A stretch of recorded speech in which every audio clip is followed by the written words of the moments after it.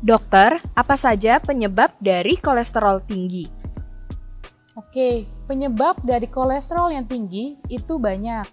Nah, untuk lebih mudahnya, dari panduan membedakan antara penyebab primer dan penyebab sekunder. Penyebab primer atau penyebab utama biasanya disebabkan karena genetik atau keturunan. Kalau penyebab sekunder itu dari berbagai macam. Yang pertama, komplikasi dari penyakit.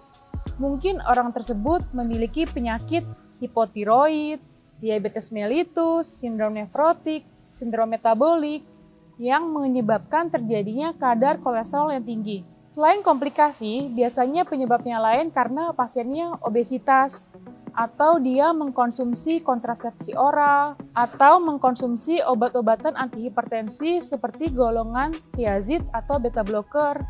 Bisa juga karena dia menggunakan steroid dalam jangka waktu lama. Dan yang terakhir, apabila orang tersebut dalam kondisi hamil. Hal-hal tersebut dapat menyebabkan terjadinya kadar kolesterol yang tinggi. Lalu dok, apa saja komplikasi dari kolesterol tinggi? Nah, jika seseorang memiliki kadar kolesterol yang tinggi, biasanya efeknya adalah orang tersebut bisa mengalami penyakit jantung koroner, atau bisa juga terkena stroke. Apabila di sini kadar trigliseridanya sangat tinggi, pertama bisa menyebabkan terjadinya pankreatitis, lalu terjadi pembesaran di hati, di limpa.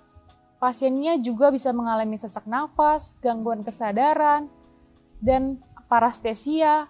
Jadi kalau parestesia itu ada rasa kram, kesemutan di anggota badan.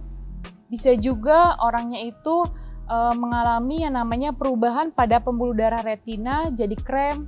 Nah, apabila ternyata yang tinggi itu adalah kadar kolesterol LDL, biasanya akan terjadi santelasma pada kelopak mata atau santoma pada siku atau lutut. Maksudnya seperti apa ya santelasma atau santoma itu? Jadi biasanya kita akan lihat pada kelopak matanya seperti ada benjolan kekuningan, itu merupakan timbunan dari lemak.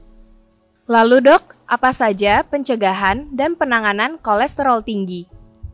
Oke, untuk pencegahan dan penanganan pada seseorang dengan kolesterol yang tinggi yaitu dibagi dua.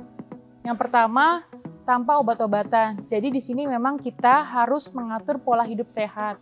Dari nutrisinya diatur, aktivitas fisiknya, lalu juga menjaga berat badan ideal, dan menghindari rokok dan juga alkohol. Dan apabila ternyata memang dengan pola hidup sehat ternyata kadar kolesterolnya masih tinggi, akan diberikan obat-obatan anti lemak. Contohnya seperti golongan statin, contoh simvastatin, atorvastatin, rosuvastatin, dan lainnya.